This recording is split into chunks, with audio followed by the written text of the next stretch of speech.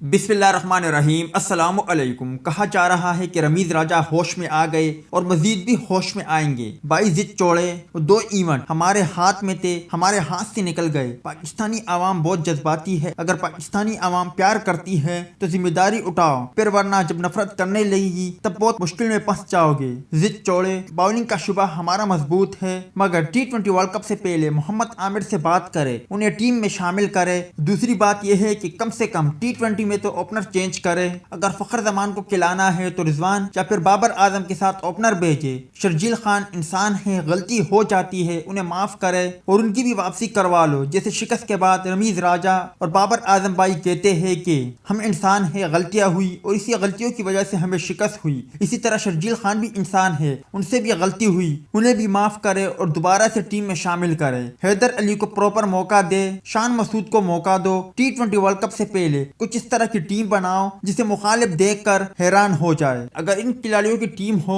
تو یقینی طور پر T20 ورلڈ کپ کی خطرناک ٹیم ہوگی۔ شرجیل خان، فخر زمان، بابر اعظم، محمد رضوان، حیدر علی، شعیب ملک، آصف علی، شاداب خان، محمد نواز، شہنشاہ افریدی، محمد عامر، حارث رؤوف، شاہ نواز دانی، محمد وسیم جونیئر جیسے کھلاڑیوں کو اگر موقع دیا جائے تو یقینی طور پر یہ پاکستان کرکٹ ٹیم کے بہت کام آئے گا۔ مجھے امید ہے کہ رمیز بھائی جان کو ہوش آیا ہوگا اور وہ T20 ورلڈ کپ کے اسکواڈ سے پہلے ان کھلاڑیوں کی شمولیت پر غور کریں گے۔